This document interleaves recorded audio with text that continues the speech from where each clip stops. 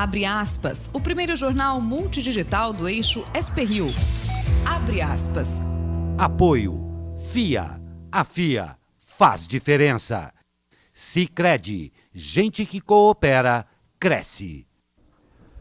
Olá, muito bom dia. Sexta-feira, 7 de junho, direto dos estúdios da SP-Rio+, no Jardim Aquários, em São José dos Campos, São Paulo, com transmissão ao vivo pelos Facebooks das SP-Rio+, e do jornal O Vale no ar, o Abre Aspas. Comigo, o jornalista Zé Guilherme. Muito bom dia, Zé. Bom dia. E o nosso comentarista, o editor-chefe do jornal O Vale, Guilhermo Codazzi. Bom dia, Guilhermo. Bom dia. Muito bem-vindo. Obrigado. Nesta edição, reforma da Previdência, proposta divide opiniões em São José. Levantamento de O Vale, Paraná Pesquisas, mostra 44,8% dos joseenses a favor e 42,6% contra a reforma. Bolsonaro na Argentina empobrecida. Presidente faz campanha velada por Macri. Lula vira réu em caso de propina da Odebrecht. Advogado diz que a acusação é inaceitável. Gripe poderosa, influenza, faz sua primeira vítima em São José dos Campos. Ainda em São José, Felício quer prorrogar contratos das empresas de ônibus. INPE faz cruzada em Brasília. Quer convencer deputados sobre os danos das mudanças climáticas. E ministro do Meio Ambiente toma uma vaia verde. Foi chamado de fujão na Câmara. Meio Ambiente é tema da nossa entrevista de hoje com Tatiana Mota, da ONG Corredor Ecológico do Vale do Paraíba. E ainda nesta edição, a coluna de cultura de Mei Parreira e a agenda de fim de semana com Gabi Barreto, mais Neymar e o esporte regional. Lembrando que nós estamos ao vivo e a sua participação é muito importante. Nós vamos para um rápido comercial e já voltamos. Fique com a gente.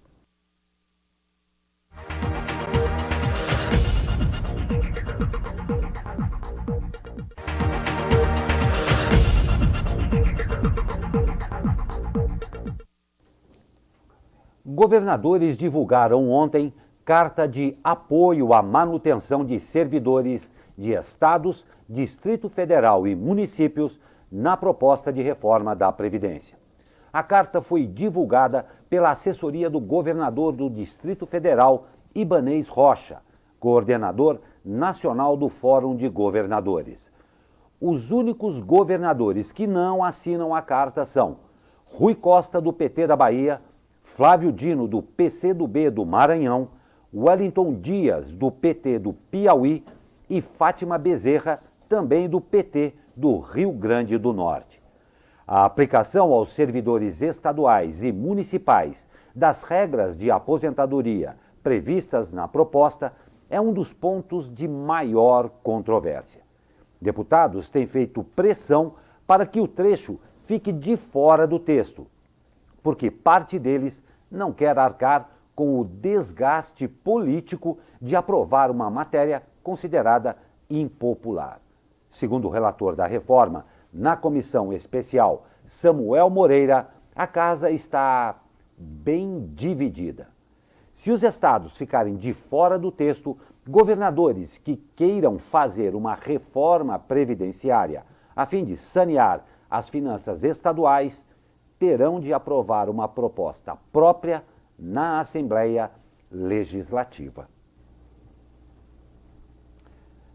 Pois é um caso bem controverso esse que está acontecendo de maneira aí bem exposta a todo mundo e todo mundo numa ansiedade muito grande a respeito dessa bendita Previdência que acabou sendo o caso de tudo nesse Brasil. E em São José dos Campos, a proposta de reforma da Previdência divide opiniões. 44,8% dos eleitores da cidade concordam com a aprovação do texto e 42,6% discordam, segundo levantamento O Vale Paraná Pesquisas, o que configura um empate técnico. 12,5% não sabem ou não opinaram. Foram ouvidos 718 eleitores do município entre os dias 27 e 31 de maio. O nível de confiança da pesquisa é de 95%. Isso quer dizer que há uma probabilidade de 95% de os resultados retratarem a realidade, considerando a margem de erro, que é de 3,5 pontos percentuais, para mais ou para menos.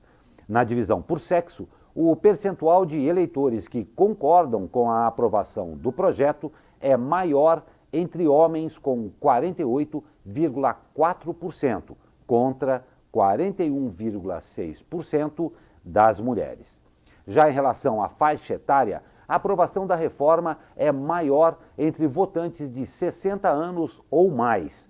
Nesse grupo, 55,3% concordam com a reforma, contra 30,5% que desaprovam. Com relação à escolaridade, a concordância com a proposta é maior entre aqueles que têm ensino superior, sendo que 56,2% concordam ante a 35,8% que desaprovam.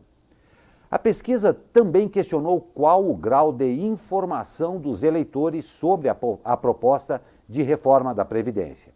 Dos ouvidos, 13,4% disseram que estão muito informados e 27,3% que estão informados. Isso representa uma soma de 40,7%. Por outro lado, 41,1% responderam que estão pouco informados e 15,9% afirmaram que estão nada informados, o que representa uma soma de 57%. Os que não sabem ou não opinaram foram 2,4%. Na estratificação por sexo, os homens responderam mais vezes que estão muito informados, com 16,1% ante 10,9% de mulheres. Para Anderson Senna, líder do PSL em São José, a falta de conhecimento dos eleitores sobre a reforma é justificada por se tratar de um tema novo e bastante complexo. Já para o presidente do PSTU de São José, Toninho Ferreira, a proposta penaliza os mais pobres e não ataca os privilégios. Então, Guilherme, como que você viu essa rodada aí de pesquisa em relação à reforma da Previdência? Eu acho que a pesquisa de O Vale Paraná Pesquisas, ela traz alguns pontos importantes. Primeiro, existe realmente um empate técnico, uma divisão acentuada. Você vê aí 44,8% a favor e 42,6% contrários à reforma. De acordo com o grau de 3,5% para mais ou para menos, você tem um empate técnico. Além disso, esse é um tema central do governo Bolsonaro. Eu acho que o fato de 57% dos eleitores não terem informação suficiente sobre um tema tão importante para a vida deles próprios demonstra uma inabilidade do governo em explicar o que está sendo discutido. Eu acho que o governo Bolsonaro, até o próprio presidente Bolsonaro, em alguns momentos, se mostra reticente em defender abertamente a reforma. Isso aconteceu nos primeiros meses do governo. Hoje ele já fala sobre isso de forma mais aberta, mas justamente por ser uma pauta que não é popular, ela vai mexer com aposentadoria, direitos que o pessoal vai sentir no bolso, essa reforma. O governo está errando na comunicação, mas também a oposição, não é, Guilherme? A oposição não tem mostrado... É que daí eu acho que entra aquele problema do debate propositivo, sim, que é uma raridade no cenário político brasileiro. Então, eu acho que é um tema que merece, sim, ser discutido, mas discutido tecnicamente, abertamente, com posições claras e com um debate que vá realmente você... Não um debate ideológico, né? Um debate de fora de ideologia, né? Para a gente saber o que pode ser feito para diminuir privilégios que existem. A gente tem, sim, privilégios que precisam ser reduzidos. Agora, a gente precisa discutir um tema tão central com muita profundidade, não com memes de internet, frases de efeito e uma comunicação falha por parte do governo. Então, o que me chama a atenção, além da divisão de opiniões, é esse número, mais da metade do eleitorado de São José não se considera informado o suficiente para opinar se é a favor ou contra a reforma da Previdência. É que tem também essa coisa de é isso e não é aquilo, não, amanhã é uma guerra de informação. É uma guerra de informações. E contra-informação. Então, o que eu acho que falta é a clareza do debate, a defesa dos pontos, menos jogo político e mais interesse público nessa discussão. Um outro ponto que eu ressalto aqui, não sei se vocês concordam, é que a despeito dessa falta de informação, existe um interesse sim por parte do público em estar informado, mas eu concordo muito com vocês quando vocês dizem que a informação não está chegando no volume e com a consequência que o eleitor e o cidadão querem, né? Eu acredito que de forma didática, né? Exatamente. Nós temos aqui na matéria que foi escrita pelo Júlio Codazzi, o editor executivo do jornal. Então, o jornal procurou lideranças do PSL e a própria liderança regional do PSL aponta que é um tema complexo e difícil de se explicar. Só que é um tema muito importante e que precisa ser explicado. Obrigação deles fazerem para nós, cidadãos e votantes. E olha, não adianta ter relatório se não tem votos. Quem disse isso foi o presidente de comissão especial da reforma, o deputado Marcelo Ramos, do PR. Ele deu a declaração depois de reunir a imprensa para fazer um balanço da tramitação da reforma da Previdência na comissão especial da Câmara. Abre aspas. Eu sempre disse que é minha função preparar a matéria para votar. Não é minha função conseguir os votos necessários para a aprovação da matéria. Essa função é da liderança do governo, da articulação do governo e dos líderes partidários, disse. Segundo Ramos, apresentado o relatório, há um prazo de 24 horas para ser lido na comissão. Após a leitura do documento, é concedido pedido de vista de 2 sessões. O prazo é para que os parlamentares tenham mais tempo para analisar o texto. A partir daí, é iniciado o processo de debate. Sobre quando deve ser feita a votação no plenário da Casa, Ramos disse que tudo dependerá da articulação. Ele ainda admitiu que a tradição é de quórum esvaziado na Casa por conta dos festejos juninos. Festejos juninos, muito bom. E o presidente Jair Bolsonaro está na Argentina para a primeira visita de Estado dele ao país. Foi uma visita rápida. Os 2 presidentes conversaram a sós. Depois tiveram uma reunião com os ministros dos 2 governos. Macri ofereceu um almoço. Bolsonaro o presenteou com uma camisa da seleção brasileira. O Mercosul teve peso mais importante nas conversas. Os 2 presidentes comemoraram os avanços para o tão esperado acordo comercial do Mercosul com a União Europeia, que pode ser finalizado no fim de junho, em Bruxelas. O dono da casa, presidente Macri, falou primeiro. Ele destacou o compromisso mútuo com o combate ao crime organizado, narcotráfico e corrupção, além do avanço na busca de integração energética. Já Bolsonaro ressaltou a afinidade com ideais de Macri, reiterou abertamente o apoio para sua reeleição em outubro e disse que toda a América do Sul está preocupada em não ter novas Venezuelas. O comentário do jornalista Zé Guilherme. Eis a questão.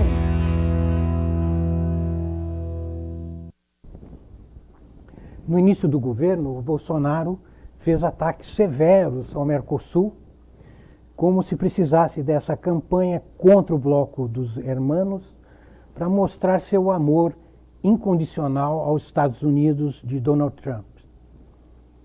Até bravatas contra a China, entre aspas, comunista, já foram divulgadas pelo alto escalão bolsonarista em tempos de combate ao, vamos abrir aspas de novo, marxismo cultural. O vice Mourão esteve por lá mostrando que não é bem assim. O Brasil pode se sentar à mesa diante de um hambúrguer, mas também de um pato laqueado. Em relação ao Mercosul, agora a equipe econômica age de forma diferente, parece mais pragmática. Bolsonaro comemorou ontem, como já vimos, a proximidade de um acordo Mercosul-União Europeia. O Brasil quer um bloco mais enxuto, ao mesmo tempo em que tenta tirar do papel a criação de uma moeda comum, projeto acalentado desde os anos 90. Placas de carro do Mercosul, negativo. Bolsonaro vetou, mas já coloca na mesa a criação do chamado peso real. Por trás dessa moeda comum estaria também uma mensagem subliminar ao eleitorado argentino de que o Brasil pode ajudar a Argentina a sair da crise e a enfrentar as dificuldades de um modelo liberal muito mal resolvido. Como se nós aqui tivéssemos resolvido o nosso modelo. O ministro da Economia, Paulo Guedes, disse aos jornalistas que tudo não passa de conjectura. Esperemos para ver com quantas empanadas se faz um peso real. Pois é. E o Supremo Tribunal Federal proibiu a venda de estatais sem aval do Congresso Nacional. Na terceira sessão de julgamento do tema, realizada ontem, a maioria dos magistrados da Suprema Corte decidiu que o governo federal só poderá vender empresas estatais subsidiárias sem precisar do aval do Congresso e sem a necessidade de licitação para esse tipo de operação. A decisão também é válida para governos estaduais e prefeituras.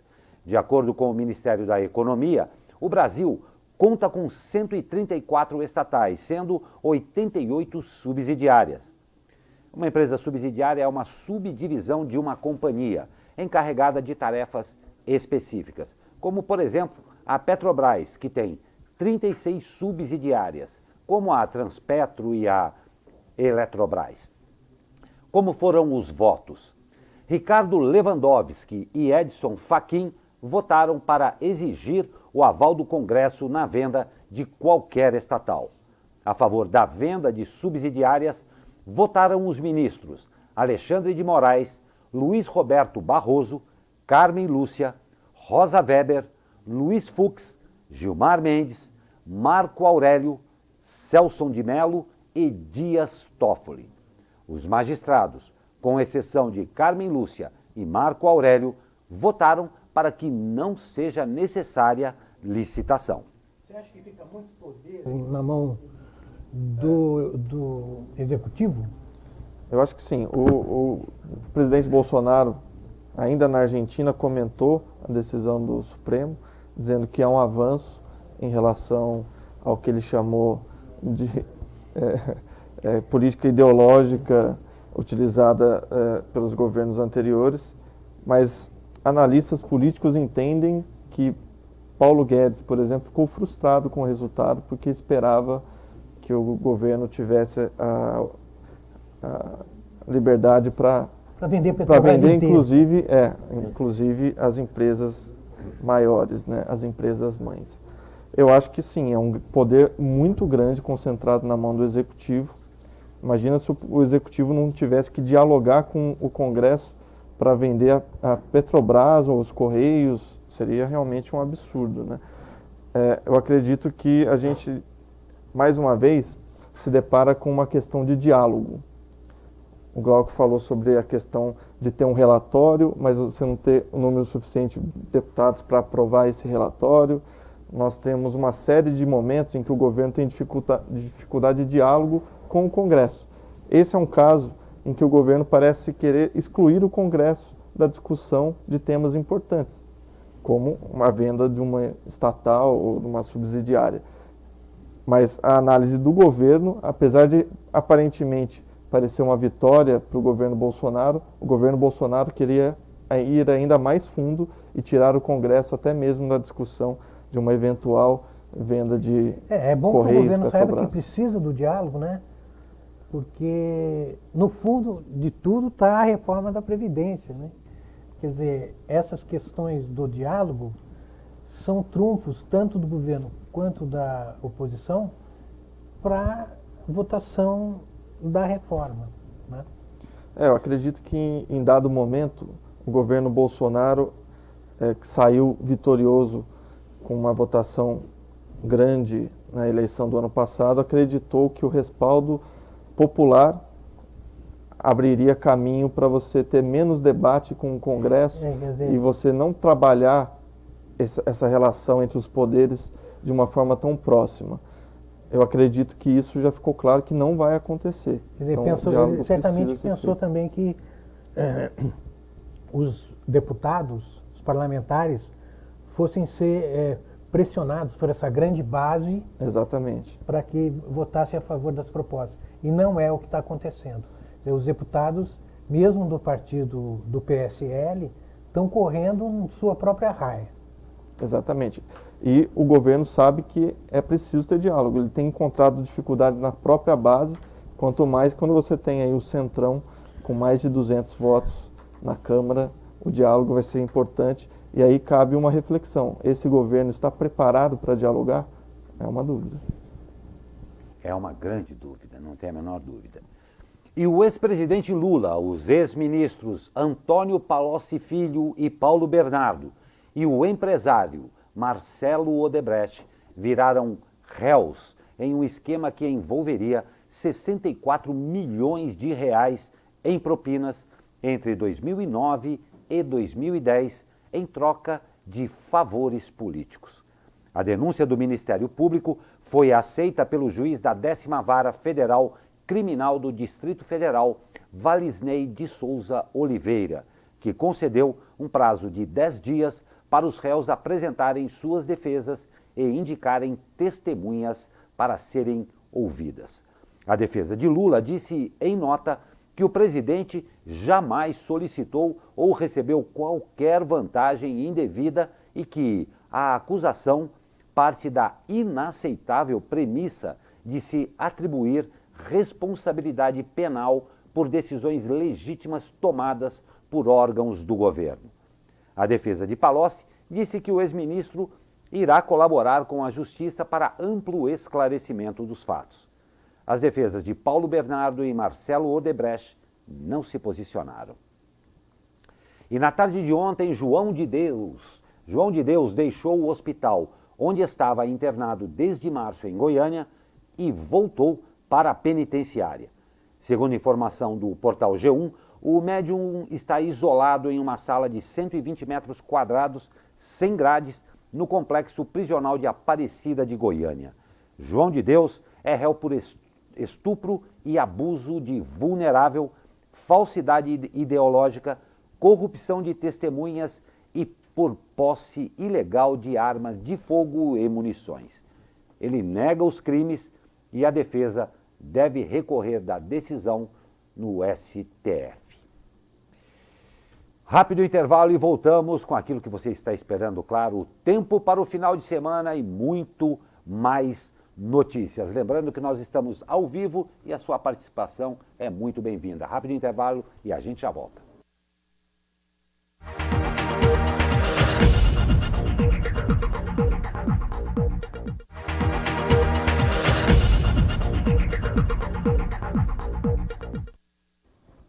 Pois é, e sextou. E sextou, a gente tem aquela preocupação tanto com a sexta-feira e, claro, com o final de semana. Será que praia com frio vai ser difícil? Mas a gente quer saber do tempo e é com ele. Fala, meu amigo Caio Souza! Fala, Glauco Turzi, muito bom dia. A semana vai terminar com o tempo bem parecido com o que vimos no restante da semana, né? Nós vamos ter aí um dia de céu parcialmente nublado, com bastante sol, mas temperaturas amenas. A máxima prevista na região do Vale do Paraíba é de 23 graus apenas. Na capital paulista ficaremos com 22, 22 também no litoral norte e 18 na Serra da Mantiqueira. E nós não temos previsão de chuva para hoje. E já que finalmente chegou a sexta-feira, né, vamos adiantar o tempo para o final de semana. Amanhã, no sábado, a gente até pode ter um aumento da nebulosidade e uma chance pequena de chuva fraca em pontos isolados. Mas já no domingo, o sol volta a brilhar com força, mas as temperaturas amenas e as madrugadas frias continuarão por aqui. Caio Souza, direto da sala de operações do Tempo Vale, para o jornal Abre Aspas. Excelentes notícias, Caio Souza. Por um lado, vai brilhar o sol, um pouquinho de chuva. Por outro lado, mais um final de semana, como promete, de gordices por conta aí do inverno. Vamos comer e ver muitas séries também. Durante um seminário promovido pela Comissão de Meio Ambiente da Câmara dos Deputados, especialistas cobraram providências para reduzir as mudanças climáticas e combater os riscos causados pelo aquecimento global com base em dados do INPE. Foram utilizados dados do PRODES, que é o Projeto de Monitoramento da Floresta Amazônica Brasileira por satélites, para comprovar a gravidade dos efeitos do desmatamento no aquecimento global. Contrariando a fala do ministro das Relações Exteriores, Ernesto Araújo, que atribuiu o aumento da temperatura da Terra ao asfalto quente. E vaias para o ministro do Meio Ambiente. Ricardo Salles foi vaiado ontem no Senado enquanto discursava e acabou se retirando do plenário durante a sessão especial para celebrar o Dia Mundial do Meio Ambiente. O público que acompanhava o ato também virou de costas para o ministro enquanto ele falava. As galerias estavam tomadas por ativistas ambientais, povos indígenas, representantes da sociedade civil, entre outros grupos. Ao deixar a casa, o chefe da pasta minimizou a reação do público. Abre aspas. A democracia é assim, cada um pode ter a reação que quiser, disse. Visivelmente constrangido, Salles foi vaiado pela primeira vez ao tentar justificar o que tem sido apontado como um desmonte na pasta. Segundo ele, não houve enfraquecimento da fiscalização ambiental, e sim uma mudança de gestão, buscando eficiência na aplicação de recursos. Ao terminar sua fala, o chefe do Ministério do Meio Ambiente foi vaiado novamente e decidiu se retirar do plenário. Líder da minoria no Senado, Randolfo Rodrigues ainda tentou convencê-lo a ficar e disse que estava ansioso para ouvir suas respostas. Salles se retirou, no entanto, alegando que tinha outros compromissos. Ironicamente, o público nas galerias iniciou o grito de "Fica, fica". O ministro também foi chamado de fujão. Pois é. Clássico da nossa sexta-feira, que a gente comemora muita coisa, tem o Fotos da Semana. Foto da Semana. Lucas Lacaz Ruiz. Um trabalho a respeito, né, o Zé Guilherme, vocês então, também. o Lucas registrou na cidade que no pleno Dia do Meio Ambiente, a prefeitura usando sacos plásticos adoidados. Então, quer dizer, corta a grama, poda as árvores e taca no saco plástico. É um festival de saco plástico. Numa época em que a gente está lutando contra o plástico, né? Então, ele apontou aí uma certa incoerência. É impressionante realmente. Na verdade, esse lixo podia ser usado em projetos de compostagem, né? E evitaria toda essa sacaria verde que a gente vê pela cidade. É um trabalho interessante, esse do Lucas Lacaz. É um olhar muito interessante do Lucas, é um grande fotógrafo. Realmente ele rodou por aí e fez essa... Impressionante, Impressionante. Né? Esse é um verde que não faz tão bem ao meio ambiente. Não, você vê que usando... né? Para onde vai, né? Porque isso vai direto para o lixão, né? Exatamente, mas o lixão, material orgânico que, como você mesmo disse, poderia estar em compostagem com diversas outras finalidades, né? E lembrando que hoje também a gente já tem sacos plásticos produzidos, por exemplo, de amido da mandioca, que poderia ser jogado e daí você não traria. Olha isso aí. Todo esse impacto nos lixões, né? É muito impressionante. Esse é o trabalho do Lucas Lacasse. Muito bom. Muito bom. Vamos lá.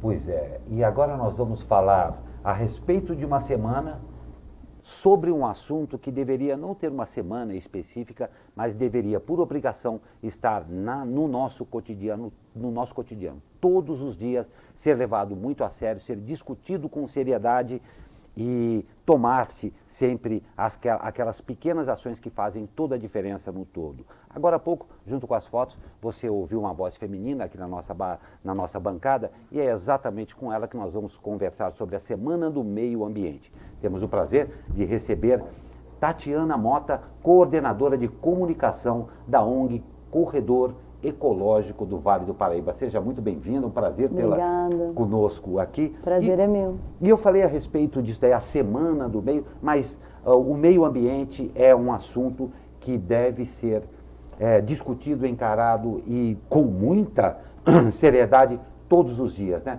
Como é que as coisas estão acontecendo, particularmente na nossa querida região aqui do Vale do Paraíba? Bom dia, muito obrigada pelo convite, é um super prazer estar aqui. É um desafio enorme, porque a gente passa pela questão da educação, né? Essa semana nós estivemos em vários locais para poder falar sobre a Semana do Meio Ambiente com alunos, tanto de escola pública quanto de escolas particulares aqui no Vale do Paraíba, em Paraibuna, aqui em São José. Estivemos na abertura da Semana do Meio Ambiente da Fundaz, na segunda-feira. Hoje à tarde a gente vai fazer um plantio com eles. A gente precisa continuar insistindo na questão da educação para as crianças perceberem a importância de se preservar o meio que a gente está. Porque é exatamente tudo que a gente está vivendo hoje, né, tanto as questões políticas quanto o comportamento de todos nós, eles não estão voltados para este olhar, que a gente faz parte do meio, que inclusive este ambiente que a gente está é um meio ambiente antropizado, mas é um meio, e que a gente precisa cuidar. Então o que está acontecendo é que tem inúmeros esforços das escolas, de políticas públicas, para introduzir isso dentro das salas de aula, para a gente começar a trabalhar o pertencimento do aluno na questão ambiental, mas ainda a gente tem muito que caminhar. Vou dar um exemplo. Quando a gente fala os alunos de 4º ano do ensino fundamental estudam transformação da paisagem, e o material do Ministério do Meio Ambiente, do Ministério da Educação, que chega para as escolas, eles tratam, vamos olhar para o Vale do Paraíba, eles olham para a Amazônia, para a floresta amazônica e para a bacia hidrográfica do Rio Amazonas. Como você vai trabalhar pertencimento e amor pela região que você está, se você não está estudando a sua região? Existe um distanciamento. Existe um distanciamento. A gente está distante do meio ambiente, as pessoas estão distantes, elas não conseguem se inserir nesse contexto. Então é disso que a gente está falando. Enquanto a Mata Atlântica é muito mais próxima, né? A gente está nela, né? A gente está no bioma, né? E a gente não conhece. Inclusive, quando a gente fala de produtos, vamos olhar para mercado, né? Que é um assunto interessante. Qualquer loja de cosméticos ou até mesmo nos supermercados, quando você vê açaí vendendo que virou moda, Amazônia. Sendo que a gente tem a Jussara da Mata Atlântica. Só que a gente não conhece. Por quê? Porque resta menos 7% da Mata Atlântica preservada hoje. Exatamente porque ela está na faixa onde nós antropizamos mais, onde toda a população brasileira está concentrada. Então, acabou a mata, você não sabe todos os produtos que ela pode te oferecer. Então, a gente tem diversas frutas da Mata Atlântica deliciosas, como uvaia, grumichama, cereja do Rio Grande, o próprio cambuci, e a gente não conhece. Então, a gente precisa de novo retomar. Você vai numa L'Occitane, por exemplo, você vê lá todos os biomas representados ali. Cerrado, Amazônia, shampoo disso, shampoo daquilo. Não tem nada da Mata Atlântica. Só pitanga, por exemplo. Então, a gente precisa retomar. E quando você introduz isso no cotidiano das pessoas, você faz elas começarem a olhar para isso e a preservar. Então é essa lógica que a gente precisa trabalhar. Então quando a gente fala de floresta, aqui no Vale do Paraíba, a gente não pode só falar da preservação no sentido de vamos plantar mato, floresta e mato em tudo quanto é lugar, e não olhar para a questão econômica, porque é importante, tem que andar junto. Você não tem, a gente vive num país continental de proporções. Dá para todo mundo estar junto nisso. Não pode ser preservar por preservar, né? Isso, exatamente. Tatiana, você falou sobre a questão econômica e ambiental. E nessa Semana do Meio Ambiente, o presidente Bolsonaro, ele citou uma frase que é importante haver um casamento entre progresso e meio ambiente. E você falou sobre educação ambiental, eu acho que também é preciso destacar que meio ambiente é qualidade de vida. Sim. E não é só plantar uma árvore lá longe, isso faz parte do dia a dia de cada um de nós. Você acha que é preciso acabar com esse mito de que a preservação do meio ambiente é inimiga do progresso? Você acha que isso precisa ser derrubado? E e só fazendo um parênteses, e é uma teoria que tem sido defendida por membros do governo federal, por exemplo. Como que a gente pode eliminar esse preconceito, esse estigma que a gente tem em relação ao meio ambiente, que ele seria oposto ao progresso? Então, é sempre o caminho do meio, né? A gente está com uma dificuldade imensa, acho que mundial, de trilhar o caminho do meio, né? A gente está em forças opostas o tempo todo, né? De um lado e de outro, a gente não olha para o meio. O Brasil, como eu disse, ele é continental no seu território. Dá para a gente fazer tudo junto. É óbvio que você tem que isolar os casos para você discutir. Você não vai minerar numa área de terra indígena protegida. Porque se ela está ali, é porque tem diversos outros fatores para ela ser protegida. E você pode minerar em outros lugares, porque tem outros lugares. Então você tem que ter esse equilíbrio. Agora, vamos falar do Vale, né? Vamos trazer todo mundo para a nossa região.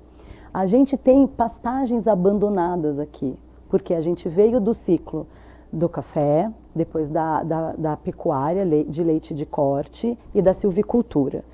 E todos esses ciclos tiveram sua ascensão, sua decadência, e agora a gente está de novo começando a entrar numa fase que a silvicultura, a gente está com o eucalipto muito em toda a extensão brasileira, então também tende a diminuir a lucratividade dos produtores que trabalham com silvicultura, que é sempre tendência, porque são cíclicos esses processos. Então o que a gente vai fazer? Quais são as novas alternativas de economia para o Vale do Paraíba, onde você casa restauração, preservação com atividade econômica? E daí eu volto para a minha fala anterior, explorando produtos da Mata Atlântica, madeireiros e não madeireiros, porque você consegue casar renda para o produtor rural, mesmo pequeno, porque só dele proteger a sua APP e a sua reserva legal, e colocando espécies nativas da Mata Atlântica, madeireira e não madeireira, ele já pode tirar a renda daquela preservação dele. Então a gente precisa olhar para isso. Por exemplo, pasto, vamos olhar para o Vale de novo. O nosso boi aqui no Vale, ele é alpinista, porque ele fica subindo todo, né? O Vale do Paraíba, ele é uma cadeia de montanhas.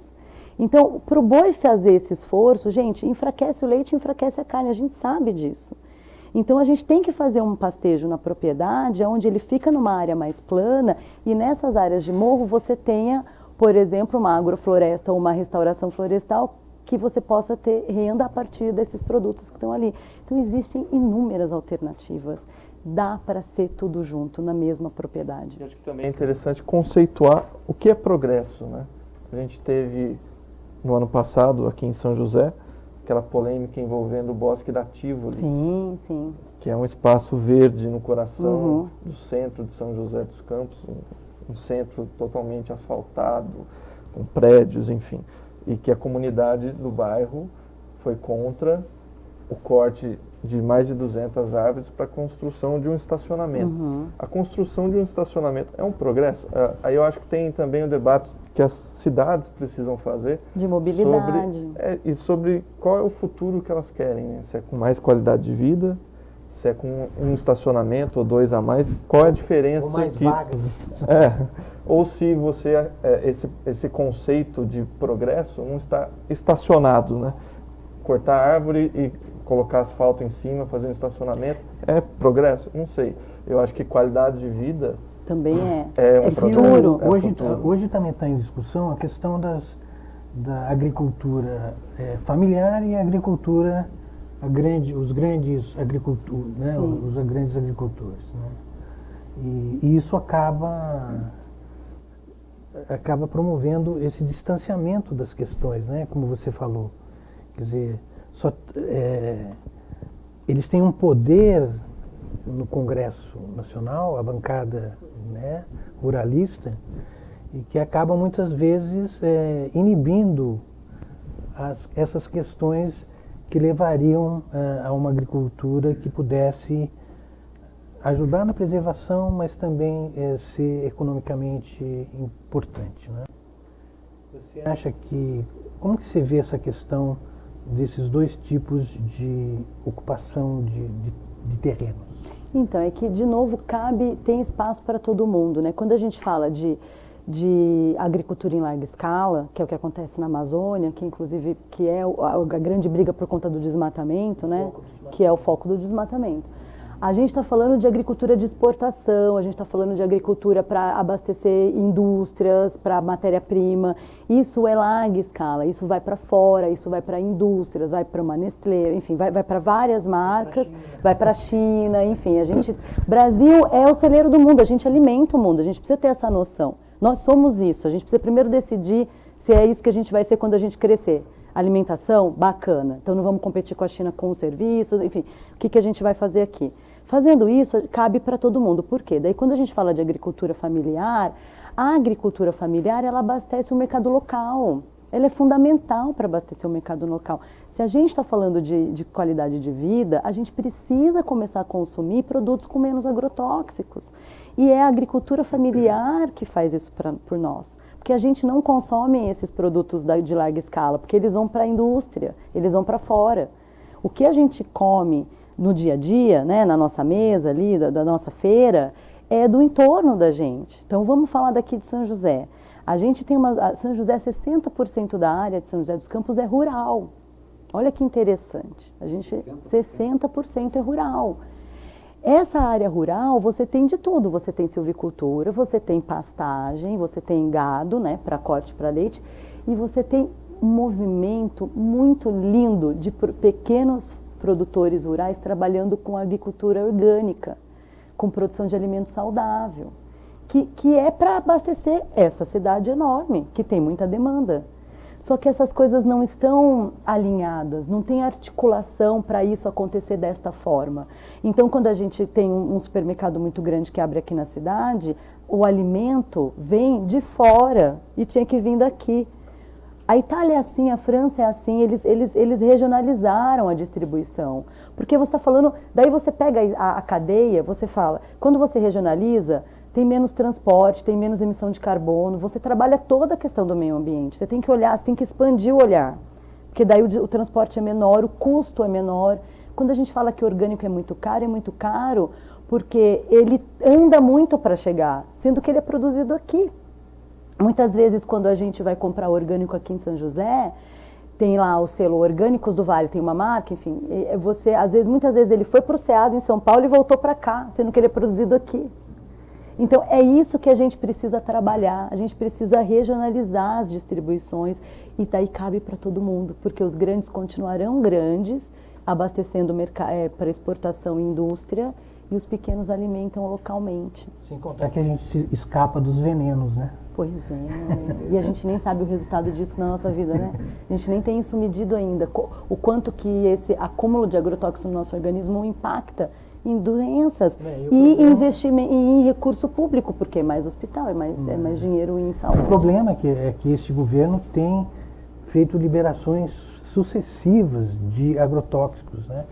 E isso assusta, né?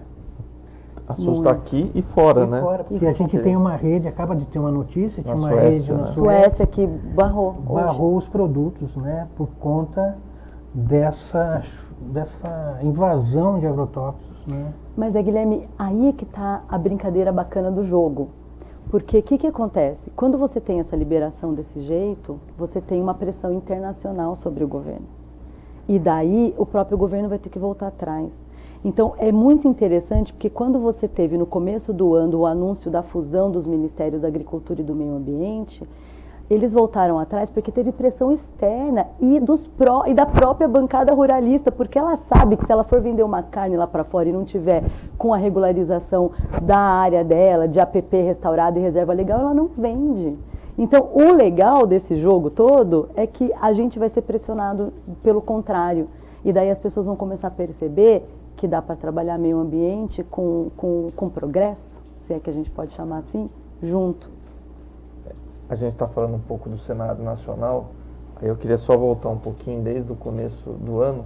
A gente teve vários recuos, né? Idas e vindas do governo Bolsonaro. A gente teve, primeiro, o governo Bolsonaro dizendo que sairia do Acordo de Paris, justamente por entender que esse papo de mudanças climáticas é uma questão ideológica, que não concorda com isso, mas o governo recuou.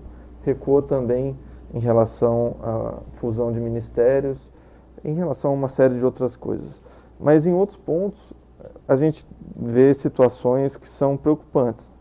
Sobre desmatamento, por exemplo, o governo já aumentou.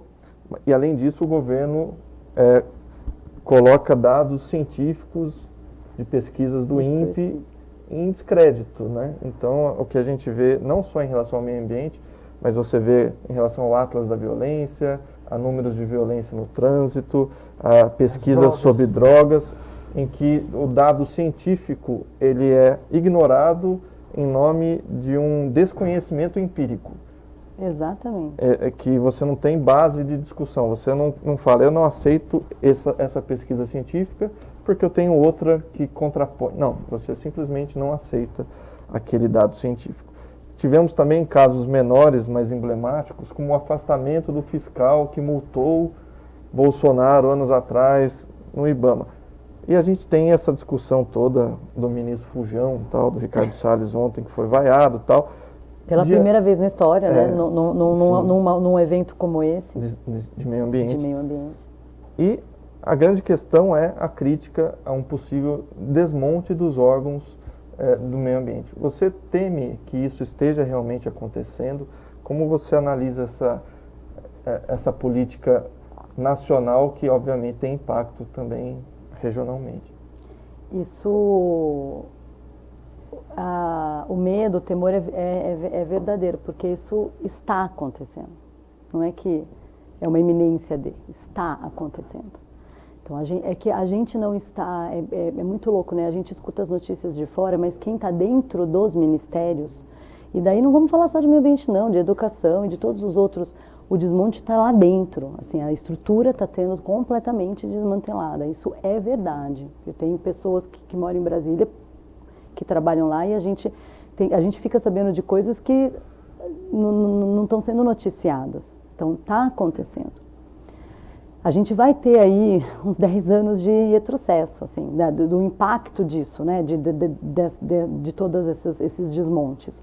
Porque é toda uma estrutura que, por mais que tivesse dificuldades no funcionamento, a gente está falando, vamos falar de IBAMA, ICMBio, enfim, que a gente sabe que, gente, de novo, o Brasil é enorme, como é que você controla tudo isso lá em cima, né? A gente aqui é pequeno, a gente até é sudeste, a gente acha que o Brasil é o sudeste, mas não, a gente é uma exceção ao nosso país, né? De tudo, na questão de PIB, de desenvolvimento, de controles, de qualidade de vida, enfim. Lá em cima é diferente.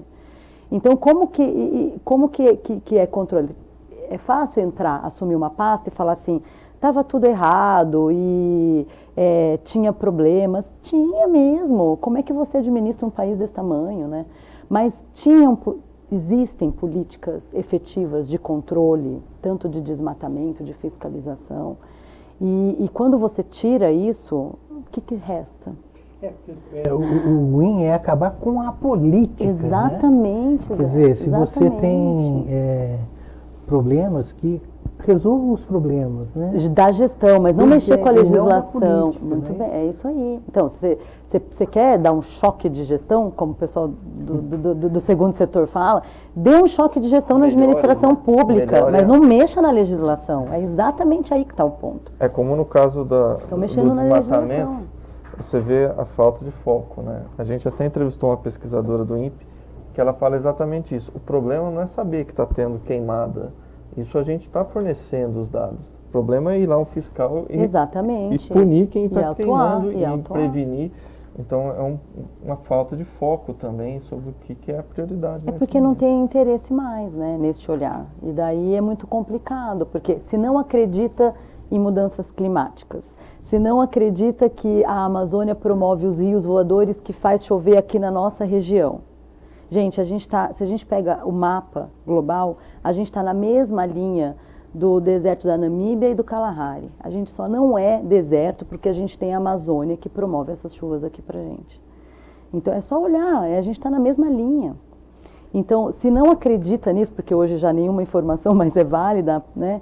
Então, vamos tirar tudo, porque não funciona mais. Vocês estão falando em terra plana, né? Pois é. O mapa é plano, né? A gente, exato. Pega treino e vai, né? Até lá. Exatamente. Agora, para a gente encerrar essa entrevista, a gente tinha falado no início que, apesar de todas essas agruras, do ponto de vista do desmonte e tal, você vê com bons olhos a questão ambiental na nossa região. Você podia resumir para a gente onde está essa parte positiva? Oásis, né? Parte boa, né? Oásis positivo. Primeiro que a gente vive num oásis, né? O Vale do Paraíba é lindo, né? A gente, entre essas duas serras, a Mantiqueira e a Serra do Mar, a gente olha para cá, olha qualquer lugar que a gente está, a gente vê, a gente está num oásis. Por que é bom? Porque, por conta dessas questões, porque esse desmonte e essa questão de liberação de agrotóxicos, aumento de desmatamento, tudo isso vai impactar internacionalmente. E daí a gente vai ter pressão e o próprio agronegócio vai querer forçar a voltar como era antes, porque ele vai se prejudicar. Então, quando pega no negócio, é importante, porque é só assim que vai funcionar. Agora, por que o Vale do Paraíba é uma grande oportunidade? A gente tem a meta, não saímos do Acordo de Paris ainda, então vamos olhar para ele de uma forma boa. O Brasil tem a meta de 20 milhões de hectares de restauração até 2030. Com tudo isso que está acontecendo, a gente vai ter uma dificuldade imensa de chegar na meta. Mas o hemisfério norte, os países lá de cima, eles também têm os seus compromissos ambientais, eles também precisam trabalhar com a mitigação do aumento do clima. Então, o que acontece? Eles estão com muitos investimentos, dinheiro, recurso, para aumentar a cobertura vegetal no globo. E o Brasil é um desses países que recebem esse volume de dinheiro para acontecer isso. Porque a gente tem 3 lugares que ainda tem espaço para plantar floresta e que ainda não fez a lição de casa, como os países do hemisfério norte. América do Sul, África e a gente tem lá a Indonésia. Só que dos 3, a América do Sul e vamos focar no Brasil, a gente tem tecnologia para plantar floresta, a gente trabalha com silvicultura, a gente trabalha no campo. Então a gente sabe fazer isso. Então eles olham para esses 3 países e sabem que se colocar esse recurso no Brasil, o indicador de sucesso é maior. E daí quando a gente olha Brasil, Amazônia, a gente sabe que não é melhor neste momento. Porque você está competindo com a agricultura de larga escala lá, e lá é plano, você mecaniza, é complicado. O que sobra? O vale. Porque a gente está no oásis, então agora a gente volta. Exatamente por a gente estar nesse mar de morros, a agricultura de larga escala aqui não funciona, porque é cara, porque você não mecaniza. Então o que nos resta? Floresta. Por isso que a silvicultura deu muito certo aqui. Mas mesmo assim, para a silvicultura, na hora da retirada, é caro, porque como é que você acessa essas altas regiões? Então, encarece também. Então, o que sobra? Mata Atlântica restaurada, economicamente viável para o produtor rural. Então, de dezembro para cá, de dezembro de 2018 até mês passado, nós recebemos 8 delegações internacionais aqui no Vale. Suécia, França, Bélgica, Inglaterra, para entender a beleza da nossa região, produção de água. 15 milhões de pessoas tomam a nossa água da bacia do Rio Paraíba do Sul, São Paulo, Minas, Rio. Como que a gente continua produzindo essa água para até o setor industrial continuar funcionando e como a gente recupera esses topos de morro para essa água continuar produzindo e para a gente ter então alternativas econômicas da floresta. Então, os recursos e os olhares estão para o vale. Então, isso é muito bom, porque independente desses desmontes e da política, a gente tendo acordos bilaterais locais, então, governos internacionais com prefeituras locais, e aqui a gente tem prefeitos e uma Codivap, uma Genvap, uma agência metropolitana entendendo isso e querendo isso, a gente consegue assinar acordos bilaterais para o recurso vir para cá, para a gente recuperar e produzir renda. Então o Vale está sendo a bola da vez para isso. Nossa, Tatiana, com certeza nós poderíamos ficar conversando aqui o dia inteiro a respeito disso. Eu quero agradecer demais a sua presença, espero sinceramente que essa seja a primeira de muitas participações sua aqui no Abre Aspas, e principalmente agradecer por esse sopro de esperança que você deu, principalmente na reverência a esse que agora nós vamos usar até muito mais, esse oásis, que é o Vale do Paraíba, e que a gente tem que, com muito carinho, com muita responsabilidade, principalmente, preservar e fazer como vocês todos aí, da ONG Corredor Ecológico do Vale do Paraíba, que põe a mão na massa e faz a coisa acontecer. Parabéns a vocês pelo trabalho e, repito, espero que essa seja a primeira de muitas participações suas e da ONG aqui no Abre Aspas. Muito obrigada pela oportunidade, conte com a gente, eu vou adorar trazer as boas notícias, porque tem muitas boas notícias para o nosso Vale. Legal, e conte com a gente também, Obrigada. Tatiana. E olha só, Tatiana, para você ver que coisa bacana, eu aproveito aqui que nós vamos para um rápido comercial, mas eu dou o meu bom dia, no caso deste nosso amigo aqui, já é boa noite, ao Sérgio Marconato, que nos vê desde Yunnan, na China, tá nos vendo, e também a chegada de Beraba Gandra, que nos vê da cidade de São Paulo. Muito obrigado pela sua audiência e contem sempre com a gente, sabendo que nós estamos abertos a participações. Nós vamos para um rápido comercial e voltamos, claro, com mais notícias. Fique com a gente.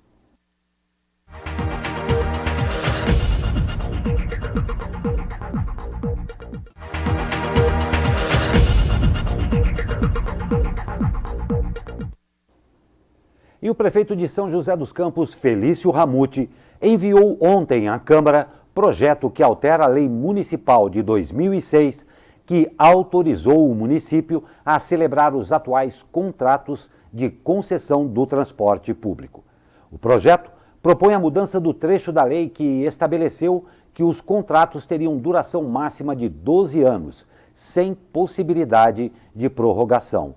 O objetivo é fazer com que os contratos com as empresas Júlio Simões e Expresso Maringá sejam prorrogados para terminarem ao mesmo tempo que a concessão da Sanspenha. E a Prefeitura de São José dos Campos confirmou ontem a primeira morte por influenza, o vírus H1N1. Trata-se de um idoso de 61 anos que não havia se vacinado. O óbito aconteceu no último dia 30 e foi atestado pelo Instituto Adolfo Lutz. De acordo com o governo, São José alcançou a meta de vacinar 90% do público-alvo da campanha nacional de vacinação contra a influenza, que começou no dia 10 de abril e terminou no dia 31 de maio. Desde o início do ano, já foram registrados em São José 9 casos de influenza A, 8 de H1N1 e 1 de H3N2 e 1 de influenza B. As obras do pacote de requalificação e acessibilidade do centro de Taubaté vão demorar 13 meses a mais para ficarem prontas e terão custo ampliado de 24,89%. Inicialmente orçado em 5,18 milhões, o serviço deveria ter ficado pronto em dezembro de 2018, mas já sofreu 2 prorrogações. O novo prazo é 31 de janeiro de 2020. Segundo a gestão tucana, as 2 prorrogações foram necessárias por vários motivos. A inauguração do Hospital Regional do Litoral Norte ficou mais longe. Esperado desde julho do ano passado, o local agora tem previsão de entrega para outubro de 2019. Atraso de 1 ano e 3 meses. da previsão inicial de entrega. O investimento é de 188 milhões de reais. De acordo com Ricardo Tardelli, coordenador do projeto Saúde em Ação no governo do estado, o novo atraso tem fatores como a demora na instalação da energia elétrica e também na finalização da via de acesso ao hospital, sob responsabilidade da Prefeitura de Caraguá. Em nota, a Prefeitura de Caraguá informou que a rua que dará acesso ao hospital será entregue até a data de inauguração. E essas obras, hein, Guilherme, que Atrasam e depois custam mais caras, né? Então, tem uma piada no meio político que é muito comum em época de eleição, que é sobre o político que ele, às vésperas da eleição, bateu as botas, foi se encontrar com São Pedro, e aí ele viu o céu todo, a calmaria e tal, ele falou assim, é legal aqui, mas eu queria dar uma olhada lá embaixo, tá um som bacana e tal. Ele desceu, tinha uma festa, bebida, mulheres, música e tal, ficou o dia inteiro lá. Ele falou, tem que dar uma resposta para São Pedro. Daí ele subiu e falou assim, eu gostei muito daqui, mas eu estava pensando, acho que eu vou ficar lá embaixo. Aí ele desceu, só que ele chegou lá, não era nada como no dia anterior. E ele falou assim, nossa, mas está muito diferente. Aí o diabo falou para ele, é que ontem era campanha.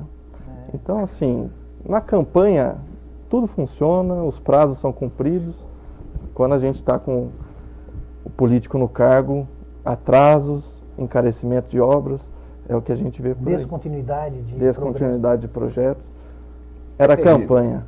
E a despeito da piada que é boa, essa é a cruel realidade a que todos nós, pagantes de impostos e eleitores, infelizmente, ainda estamos sujeitos. Pois é.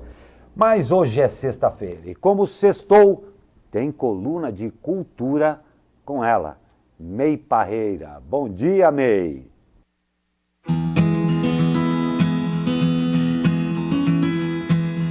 Bom dia, Zé Guilherme, bom dia, Glauco, e aos amigos que nos seguem aqui no SP Rio Mais. Tomara que essa semana, ou fim de semana, a conversa fique girando em torno de futebol, mais o futebol das meninas, da seleção brasileira que vai começar a jogar no sábado, né? Vamos torcer para as meninas. E aqui fica um programa para a gente aproveitar em casa um pouquinho desse frio. É uma série com 3 protagonistas mulheres, que está meio esquecida na Netflix e eu vi a semana passada e achei muito boa. O nome da série é Good Girls, Boas Meninas. É uma produção americana e feita pela NBC. Bom, dizem que a 3ª temporada já está garantida. Um roteiro muito enxuto, os diálogos são fantásticos e você percebe que existe aí toda uma vontade atualmente de filmes que deem protagonismo para as mulheres, né? Coisas que normalmente as mulheres não fariam. É uma espécie de Thelma e Louise, mas mais irônico, mais sério também. Uma dessas mulheres, a Beth, ela é vivida pela Christina Hendricks, que era a Joan do Mad Max, lembra a secretária boazuda? Então, ela é uma dona de casa perfeita, que a casa sempre está arrumadíssima, ela faz muffins e organiza festas e tal. E por um problema X, ela resolve cometer um crime, resolve assaltar o mercado perto da casa dela. E aí começa uma sequência de erros tipo Fargo, que a gente se diverte e não consegue largar a televisão. Espero que vocês gostem da dica e a gente volta semana que vem. Vai daqui o beijo meu. Tchau!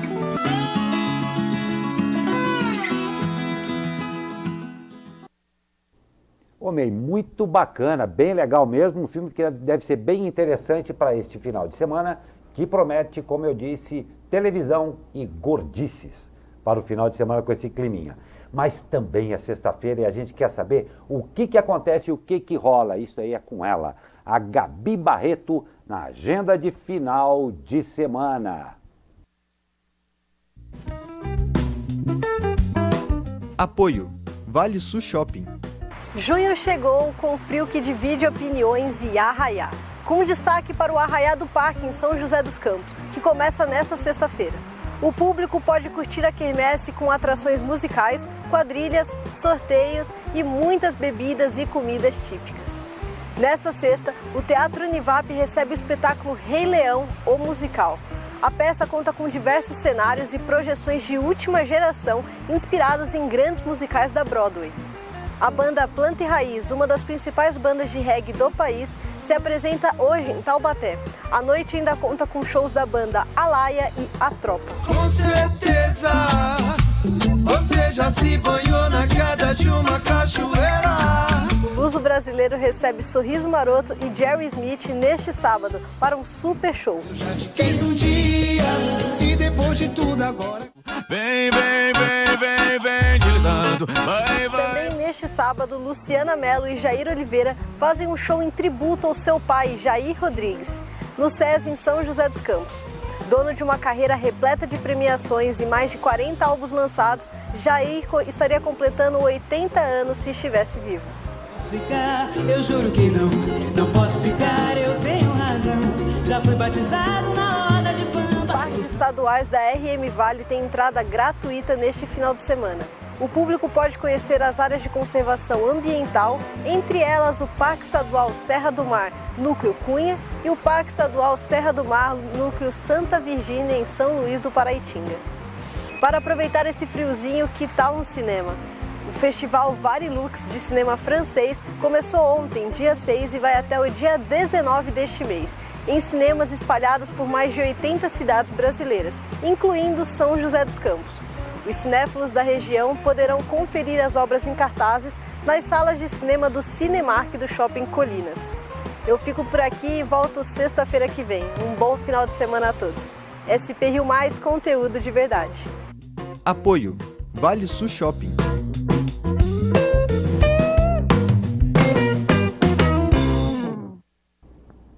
Ô Gabi, obrigado. E olha, bem legal o cenário que você fez aí com essa vista dessa praça ao fundo aí. Ficou bem bacana mesmo e eu fiquei aliviado, né? Porque graças a Deus você não me pediu nada, aí nenhuma previsão aí que eu já estava ficando assustado. E a novela Neymar. O camisa 10 da seleção prestou depoimento na Delegacia de Repressão de Crimes de Informática para explicar a divulgação de fotos íntimas e diálogos em redes sociais com a modelo Nájila Trindade Mendes de Souza, com quem manteve relações sexuais em Paris. Neymar deixou a delegacia pouco antes das 21 horas e na saída falou rapidamente com os jornalistas. E mais problemas para o craque. Por conta das acusações, a Mastercard cancelou uma campanha publicitária que faria com o atacante brasileiro durante a disputa da Copa América. Outras patrocinadoras do jogador se manifestaram com as acusações. A Nike se disse profundamente preocupada com o caso e disse que seguia de perto a situação. A Red Bull também havia se manifestado sobre o caso, abre aspas. É de responsabilidade das autoridades públicas determinarem os fatos reais por trás desta séria alegação, disse nota da empresa. Lembrando que o jogador foi cortado da disputa da Copa América na madrugada desta quinta-feira, depois de sofrer lesão no tornozelo direito durante o amistoso com o Catar, em Brasília. Ainda hoje, Neymar deve prestar mais um depoimento no Rio para esclarecer o possível crime virtual cometido por divulgar fotos com nudez da modelo com quem se relacionou. Na noite de ontem, o advogado Danilo Garcia, que representa a Nájila, divulgou uma declaração dela, registrada em cartório de São Paulo. No documento, Nájila reitera que sofreu crimes de estupro e agressão praticados por Neymar. Afirma que tem amplo material probatório sobre as agressões sofridas e afirmou estar ciente de que a declaração não seja a expressão da verdade. Nájila deve comparecer à delegacia que conduz o inquérito em São Paulo hoje às 11 horas da manhã. Guilherme, você viu que o deputado Carlos Jordi está querendo fazer a Lei Neymar da Penha para aumentar a pena para quem fizer acusações infundadas de estupro. Foi muito apoiado pelo presidente. A gente, durante o programa, o Abre Aspas, a gente comentou a questão da Argentina, em que o Bolsonaro foi praticamente cabo eleitoral do Macri nos últimos tempos, e ele também se manifestou a favor do Neymar. Eu acho que é preciso respeitar a liturgia do cargo, no caso do presidente. Ele não tem que opinar sobre a política externa dos nossos vizinhos, e muito menos num caso... Está sendo investigado. É uma investigação criminal que existe uma acusação de estupro, é um crime muito grave. Eu acho que é muito cedo, não se deve fazer nenhum pré-julgamento em relação a esse caso envolvendo o Neymar, a não ser o julgamento que já tem sido feito no tribunal do Facebook. Ele já tem sido feito. Quanto ao caso que está sendo investigado, cabe à polícia investigá-lo. Os laudos vão ser reunidos e incluídos no inquérito, e depois a promotoria, a justiça vão se debruçar sobre isso. Agora, é triste ver o aproveitamento de uma situação como essa, um aproveitamento político, e do ponto de vista esportivo, é triste ver a carreira do Neymar mergulhada numa espécie de 7-1 particular, né? Ele tem vivido uma série de derrotas pessoais, e você vê, além dele ter jogado pouco nos últimos anos, por estar sempre lesionado em momentos importantes, não conseguiu corresponder à altura no PSG, tem perdido agora patrocínios importantes. O Real Madrid se manifestou, não publicamente, mas nos bastidores. Os jornais espanhóis já apontam que o Real Madrid deixou de desejar o Neymar como seu pilar na reconstrução do time. Então é uma série de derrotas pessoais, uma espécie de inferno astral, um 7-1 só para ele. Nossa, é muito bem colocado esse 7-1. É claro, o talento, nós sempre torcemos pelo talento, mas que a justiça seja feita, que tudo seja apurado dentro e nos rigores da lei, não é? Mas a hora de esporte, primeiro com os jogos de hoje. Chegou a hora de vencer, né? Ocupando a última posição da Liga Nacional de Futsal, o São José recebe hoje o Marechal Rondon, às 20h15 no ginásio do Tênis Clube em São José dos Campos. Jogo único e decisivo. O Taubaté Futsal recebe hoje o Iocaguará às 19 horas no ginásio da Vila Aparecida em Taubaté. O confronto é válido pelas quartas de finais da Copa Paulista, ou seja, quem vencer estará classificado para a próxima fase do torneio estadual. Boa sorte aí ao futsal da região. E os destaques do fim de semana. O primeiro passo rumo ao título mundial. A seleção brasileira feminina estreia na Copa do Mundo na França, no domingo, quando enfrenta a Jamaica, às 10h30 no horário de Brasília. Horário bom para você acordar com preguiça, fazer um café da manhã reforçado e assistir o jogo, torcer pelas nossas meninas aí. E lembrando que o Mundial Feminino começa hoje, com a partida entre França e Coreia do Sul. Este jogo está marcado para as 16 horas no estádio Parque dos Príncipes, em Paris. Boa sorte às nossas meninas. E agora o esporte regional. Para embalar de vez, a Águia do Vale visita, na manhã de domingo, União Mogi fora de casa. O confronto é válido pela 11ª rodada do Grupo 5 da 2ª Divisão do Paulista. Os joseenses vêm de 2 vitórias na competição e visam se manter nas primeiras posições. Duelo regional decisivo. Atlético Joseense e Mantiqueira jogam no Martins Pereira, também na manhã de domingo. O confronto é importante para as duas equipes, já que o joseense, 4º lugar com 11 pontos, enquanto o time de Guaratinguetá está atrás com 9, para se manter no topo. As meninas do São José recebem no Martins Pereira às 17 horas, o Corinthians. O jogo válido pela última rodada do Grupo 2 do Campeonato Paulista. A esperança é a última que morre. Ocupando a última posição do grupo, as meninas do Burrão visitam a Portuguesa. O jogo está marcado para as 15 horas de domingo em São Paulo. A equipe taubatiana ainda não venceu na competição. E as meninas do Burrão?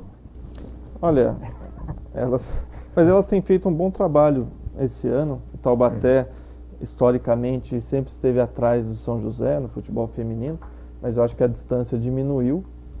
E falando em futebol feminino, a esperança é que definitivamente as meninas da seleção e o esporte feminino em geral tenha mais apoio no país, já que temos craques aí como Marta e tantas outras, mas sempre faltou a tabelinha com o incentivo, com o apoio financeiro, com uma remuneração justa.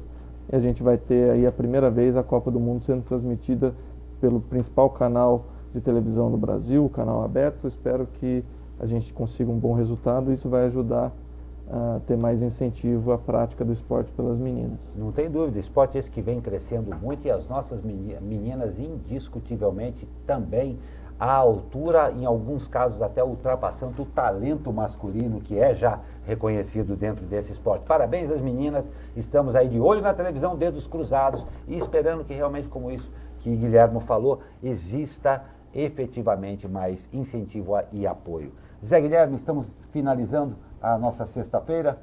Até segunda. Até segunda. Com um agradecimento especial hoje, claro, a participação do nosso comentarista, o editor-chefe do jornal O Vale, Guilherme Codazzi. Guilherme, muito obrigado, um ótimo final de semana a você e leve o nosso abraço a todo mundo lá da redação do jornal O Vale. Legal, obrigado. Até a próxima.